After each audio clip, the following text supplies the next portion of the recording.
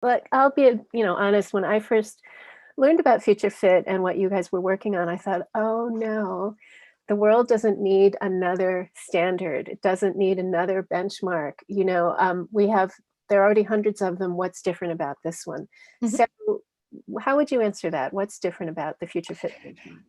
So the difference is no other benchmark to date has set out exactly what business has to do in order to be sustainable.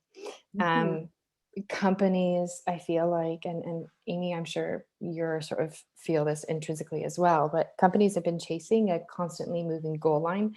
And that goal line hasn't taken into account the right things. So I use that, disparagingly, but um, benchmarks to date have been sort of backward looking, have been looking within the sector. What they haven't been is forward looking, and they haven't looked at what the system needs. So when we talk about Future Fit, we try to paint a picture of how business has interacted in society, since Adam Smith and that apple fell.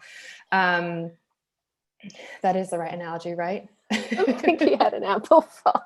I think he had an apple fall. No. Or maybe that was Newton. Um, Yes. in gravity. Oh my So goodness. since Adam Smith came up with sort of the theory of economics, businesses have valued shareholder returns, and that's been king, right? So the notion that we're doing everything for the shareholder, and in the environment and society doesn't matter. And that was the sort of modus operandi until you saw like the rise of the triple bottom line. So John Elkington talking about people, planet, profit. But even then, what you saw was a Venn diagram. And the implication was that business only touched sort of certain elements of the environment and certain elements of society. And in reality, business is wholly reliant upon society and the environment. So what it should be is nested dependencies. So business sits at the center, and then you have society and you have the environment, because everything that supports business is, the raw inputs that go into the products it makes, the people that run the factories that sit behind the desks of it. You cannot separate, you cannot divorce business from these two sort of pillars that support it.